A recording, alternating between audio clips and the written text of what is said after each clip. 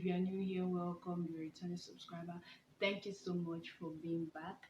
Today, I'll be giving a little book review on the Miles High Club series by Swan. If you have not watched my last video, please do. I gave a little book review on the first book of the series, which is the Stopover, and you should go ahead and check it out if you want to know how the rest of the series go and if you're interested in reading it. Please don't forget to subscribe, like, and comment. I will appreciate. The Miles High Club series has 4 books with an extra. We have the Stopover, the Casanova, the Takeover, the Do-Over in particular order. Then we have the Miles High Ever After, which is just little stories on the ever after of the first. The first book, The Stopover, is about the eldest sibling Jim, who has a one-night stand with Emily Foster.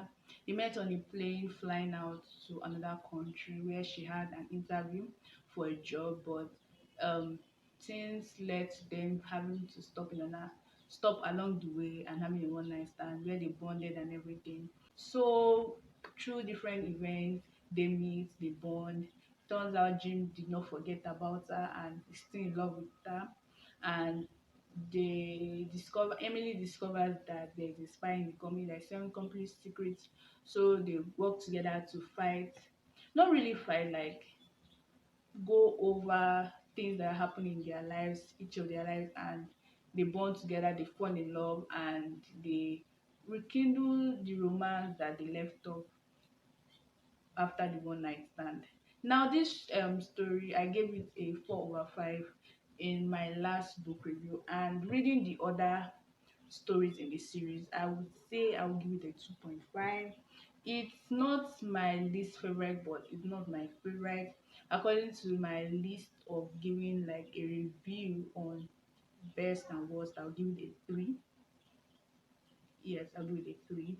So this is about the Stopover, and if you have read it, if you want to read it, please leave a comment and tell me what you think about it.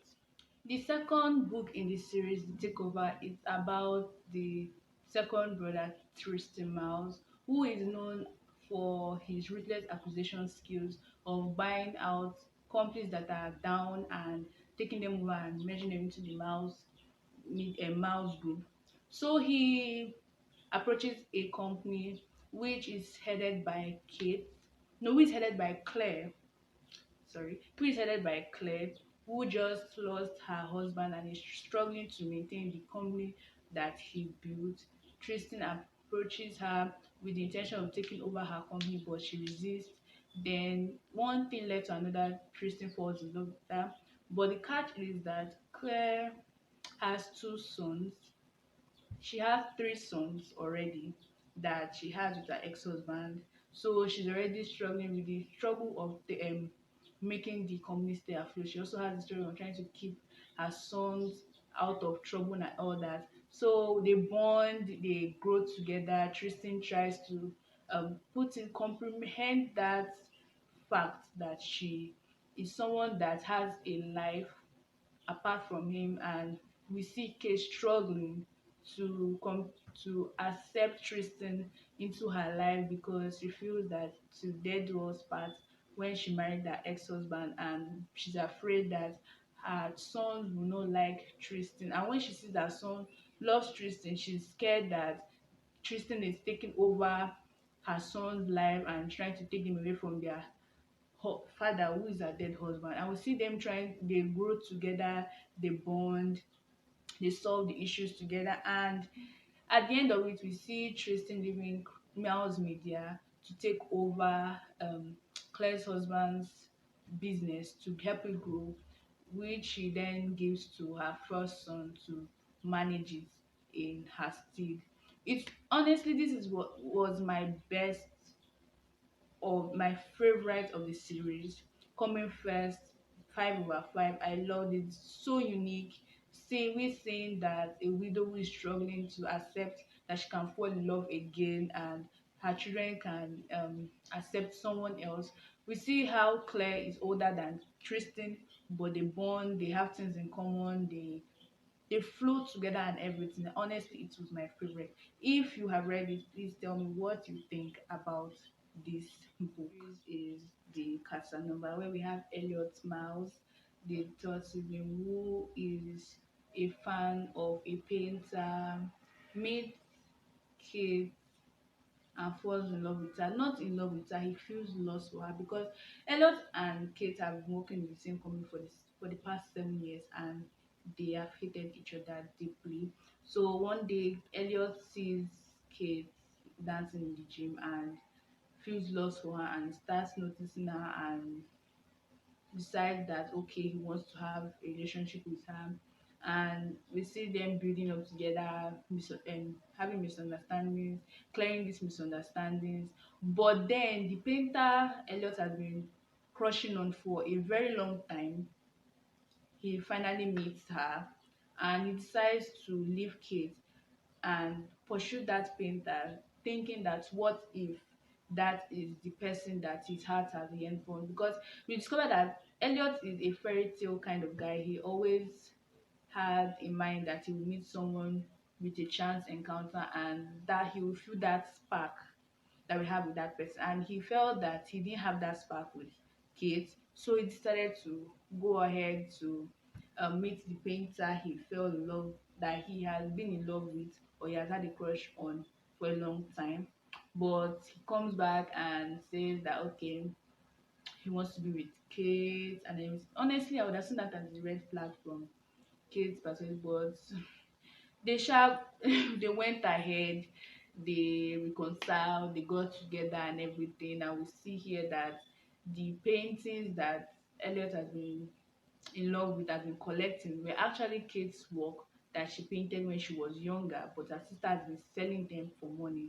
So we see it as a happy ever after, a happy ending, each of them getting what they want. But then again, I believe this should be the but last or least of my favorite book. Last part of the series, the last book, the do-over, is about Christian, who is the last born, the last billionaire son of the Mouse family, where he discovers that people don't treat him with respect, with high expectations, and he wants to have that respect. So he decides to go backpacking in Europe without any money, security, and everything. And while he's on that trip, he meets Hayden, who is just coming out of a long heartbreak from a long time relationship and wants to clear her head, but also going on a backpack adventure. Both of them meet together and they bond. And Hayden is immune to Christian's charm and all that, and she does not know he's um a rich kid and everything, but and he doesn't tell her, which brings a bit of misunderstanding between them later in the future. And we see them bonding together, making new friends, um having like this close intelligence, understanding each other for who they are. Then we see where Christian decides to bring Hayden into his own world. Hayden is a farm girl, so Christian decides to bring Hayden into his own world to be able to assimilate and everything, but she doesn't, which makes them think about their future together and they decide to break up. But along the line, Hayden discovers that okay, she's not feeling it again, that she loves Chris enough to leave her life behind. So she goes back to Kristen and they work it out. Kristen buys a ranch or a countryside home out of London where he lives, and they bond together, they live together.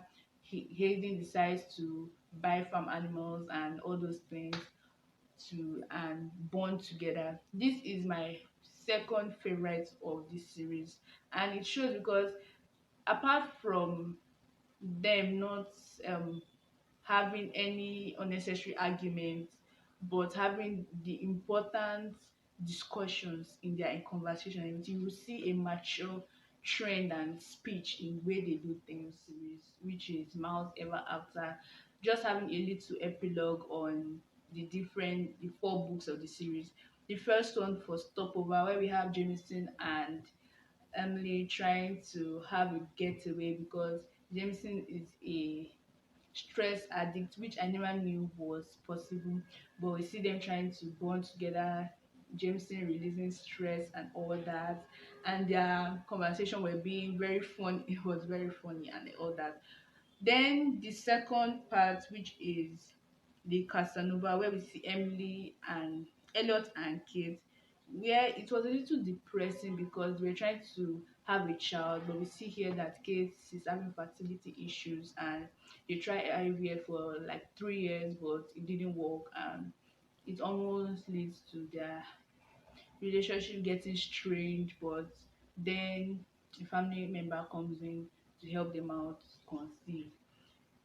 The next one is the Casanova, where we have where the do-over, where we have Christopher and Hayden, where it's just a little bit of Hayden's life on her little ranch, her buying little farm animals, and Christopher freaking out about it and everything.